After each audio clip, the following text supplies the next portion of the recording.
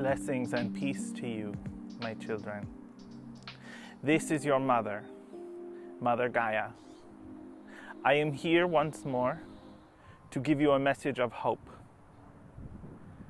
If you look behind me, you will see many trees that have been burned by fire. This is a park, a space on my surface that you have set aside for recreation, for activities. And very recently, it was on fire. It burned. Now it is closed. Daniel did not know this when he came out here to deliver a message. He found that it had been damaged by fire and was closed, and he considered leaving. What use could there be in a burned park? Beloved children, you are all sitting in the midst of a fire right now, and you are scared for your lives. This is natural, this is understandable, and I am not here to give you a message that is to distract from the danger that you feel, but it is not outside of what is expected. It is not outside of what is appropriate for this time. You, white people, you would prefer that bad things, as you think of them, never happen. That things never burn, that things never change. But that is a dead state, my children. That is not how my world works. It is not how things are meant to operate. Those who lived on this part of the land before you took over, they understood the importance of allowing the flames to rise up on a regular timetable to prevent the buildup of energy that must be released. When things do not change, when there is no movement, when there is no restoration through fire, through trials, things begin to die, for the energy becomes stuck. When the energy becomes stuck, it builds like one of my volcanoes. It builds and builds until eventually it erupts.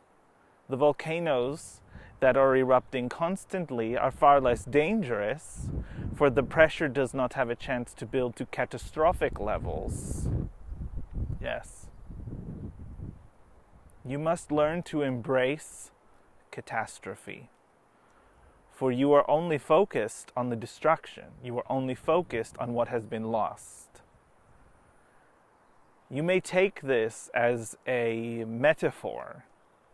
It is applicable to your lives, to more than your natural surroundings. Many of you feel as though a volcano has just erupted in your political lives. And this is understandable, for things have been stagnant, things have been unmoving, and the pressure has been building for so long.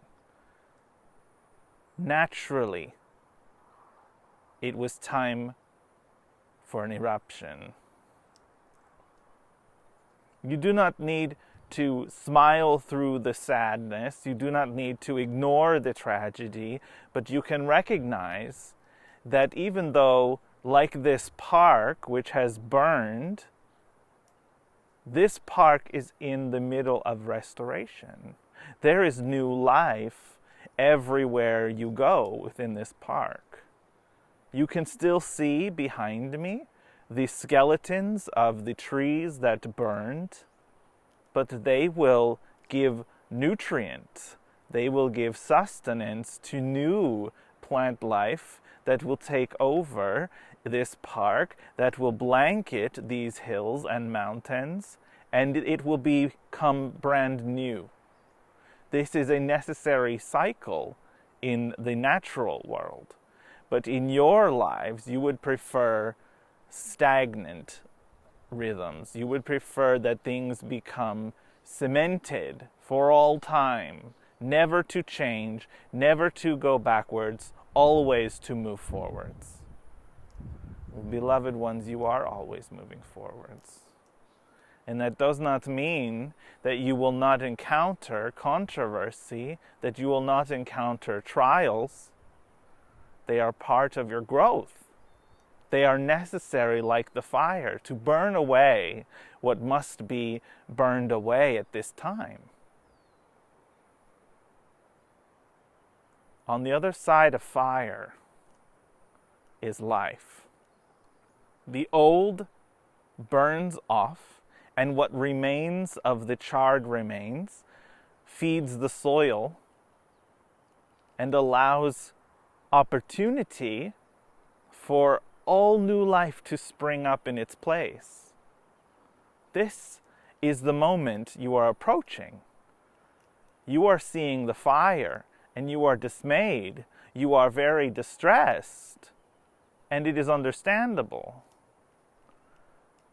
But it is meant to happen. It is needed.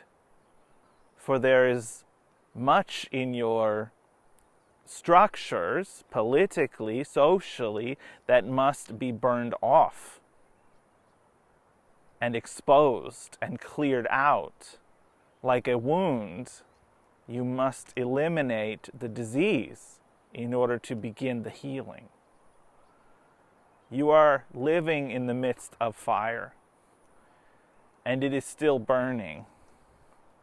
There is still a process of transformation, a process of transmutation from one thing into another. And it is not always pleasant. Growth and healing are not always pleasant. You wish to live in a word that you use is utopia. Everlasting peace, love, and harmony. That has never been the case on my surface. For all life feeds into other life. You have what you call the circle of life. You have the sunshine that feeds the system. The energy comes down from the sun, hitting the surface of me, feeding the plant life, which is then eaten by the herbivore, who is eaten by the carnivore, who is eaten by bigger carnivores, until even they become nutrients for the soil when they excrete, when they die. They are returned into my soil to feed new life. That is the cycle. Learn to recognize the growth and the good that you love so much, and recognize the necessity that once in a while things must be upset. They must be upturned. You must till the soil of your culture, unearth what has been buried for too long.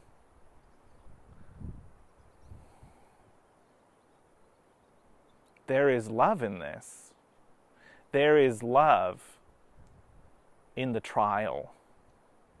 There is love in the coming together during the crisis, looking out for one another. And there is love in the healing.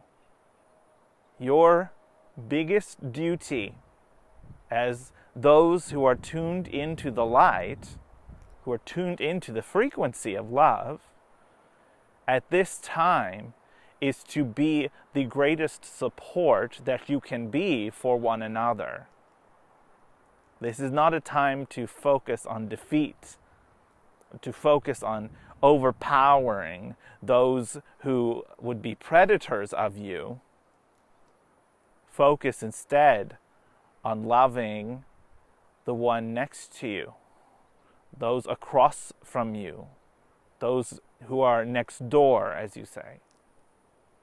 That is your primary responsibility in this hour. And that is what leads to new growth for the human species. You will come together. You will learn to support. You will learn to love unconditionally, and this relationship will begin to spill out of you as you begin to love your communities unconditionally, as you begin to give your unconditional support and strength. Those who have much give to those who have little, and this will begin a movement which will bring growth and healing. After the fire comes new life. Only endure. Only survive the fire. Draw together with your community in love and support so that you are ready when it is time for new growth. My love for you is great, my children. Thank you for listening to your mother. Blessings, peace, and joy to you. This was Mother Gaia.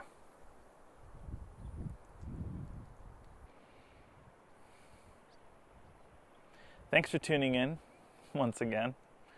I believe Mother Gaia said during the channeling that I didn't know that the park had burned, and I didn't even know that I was going to channel Mother Gaia today.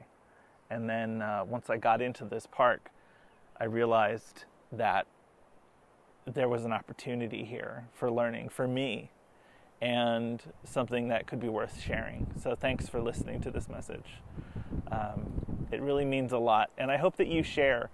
If you do enjoy these messages, please share them on social media, share them with friends and family. I know channeling's not everyone's bag, and that's okay.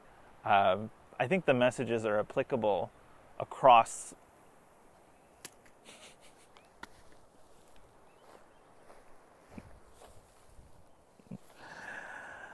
I'm not sure if I should leave that in or not. The wind just blew over my camera. I think these messages are applicable across the spectrum of human experience, and they're always so appropriate for the time that we live in now. So thank you for watching, and I hope that you'll share with those who could appreciate and who could use messages like these. You are a valuable part of my community just by watching these videos, and I am measurably grateful for your support just by watching. So thanks. Have a blessed day. This was Daniel Zafer Joyce from Universal, and I'll see you next week.